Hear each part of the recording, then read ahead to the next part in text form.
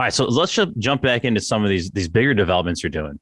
So maybe you can walk through a specific example, but what I'd like to do is if you can articulate just the walkthrough from, hey, we're looking at a deal, like the cycle of raising money, acquisition, bringing it to market, right? It's a much longer horizon than probably a lot of our listeners are used to, Mhm. and just how that difference from, oh, I found a 3 unit, I fixed it up, and 6 months later, I got my, I'm looking for tenants. Just talk through like how are you finding these deals? Is it all through brokers?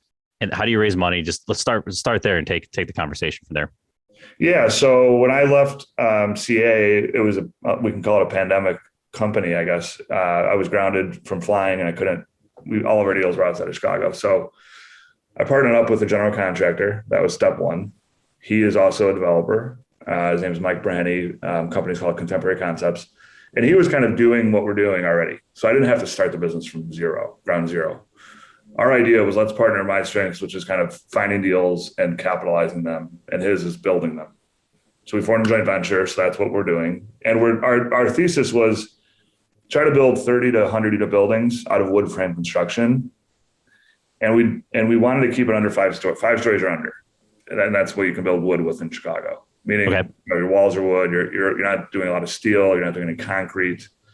And we wanted TOD, so not a lot of parking. And all of those, when you formulate them together, that was the highest returns I thought I could generate from an apartment deal. Higher than, doing a high rise, higher than doing a garden deal in the suburbs, higher than doing three flats. It was kind of this infill, corner locations, good, Lakeview, Lincoln Park type areas. And so we built a model that we thought would work, and then we had to go find deals.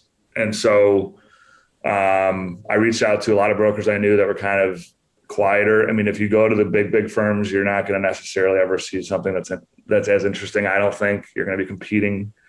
A lot of my old friends are brokers, and we quickly hit the ground running. The other thing you have to think about when in new construction is a little bit different than some of the rehabs is zoning is critical.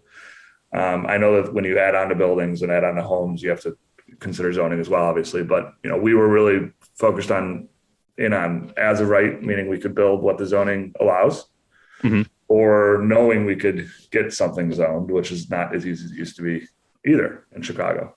So I'll kind of pause there because I know it's a lot of information and I don't want to get too crazy into the whole deal cycle. But really, it was, and this is what I would say for any investor is build a model first, right? Don't find the building first. Like understand what you're trying to accomplish and then go find that. And that's kind of what we did. And then we went out and we've since have found 4 sites in the last 12 months that we're working on.